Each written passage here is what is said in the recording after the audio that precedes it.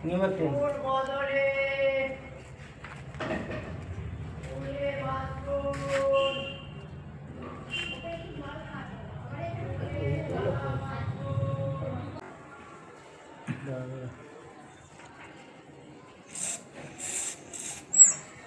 বদমাইশি করে তো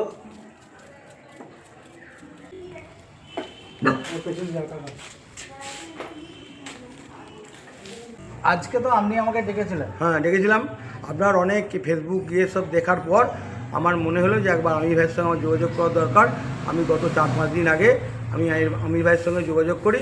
উনি বলেছিলেন আমাকে যখন আমি বর্ধমানে যাবো আপনার সঙ্গে যোগাযোগ করে আপনার যে পথগুটির পায়ে একটা সমস্যা আছে সেটা আমি গিয়ে দেখে তাই আজকে আমির ভাই আমার কাছে এসেছেন এবং আমার পথগুটিকে সুস্থ করার জন্য ওনার যা প্রয়াস সেই প্রয়াস মতো করেছে এবং সঙ্গে আমাকে 3টি ইঞ্জেকশান দিয়ে গেছেন। বলেছে এটা আপনি কালকে আপনি দিয়ে দেবেন। আপনার নাম আর পরিচয়? আমার নাম হচ্ছে শরীফ কুণ্ডু, বর্ধমান 7 নম্বর ওয়ার্ড, খালিবিল মাঠ।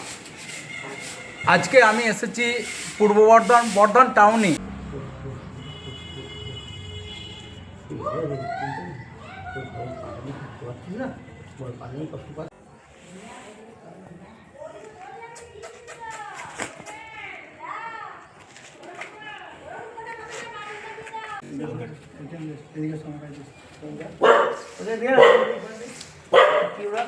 আরো দে বেশি করে দিও খাই সব দিই বাঁতে হ্যাঁ আমাদের বাড়িতে কি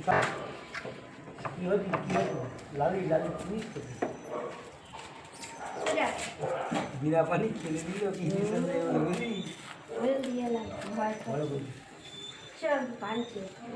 আবার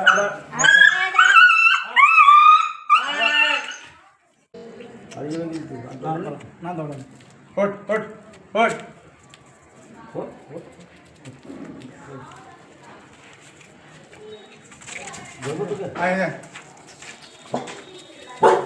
আপনি এগুলো আমার ভালো মেয়ে ছেলে জীবনে সব।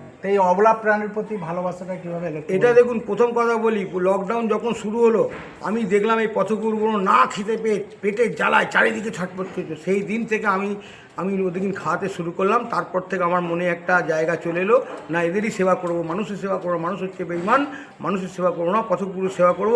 অন্তকে রাতের অন্ধকারে এরা আমাকে বাইট করে। এই অবলা প্রাণীর প্রতি যে কাকাবাবু ভালোবাসা আমার দেখে খুবই ভালো লাগলো। উনি আমাকে যতবার ডাকবে আমি অবলা প্রাণীর পাশে এসে তার সেবা করব। ওনাকে অসংখ্য ধন্যবাদ। আমার নাম আমির শেখ, পশ্চিমবঙ্গ, আমার বাড়ি হচ্ছে পূর্ব বর্ধমান, মুরাতিপুর। আমি এর জন্য আমির ভাইকেও আমি অশেষ ধন্যবাদ জানাই, কারণ আমার একটি ফোনেতে উনি আমাকে বলেছিলেন যে আমি বর্ধমান গেলেই আপনার সঙ্গে আগে যোগাযোগ করব, এবং সেই মতো উনি যোগাযোগ আজ করেছেন এবং এসে আমার এই পথগুটিকে সেবা শুশ্রূষা করেছেন। এর জন্য আমি আমির ভাইকে অসংখ্য ধন্যবাদ জানাই। নমস্কার। এই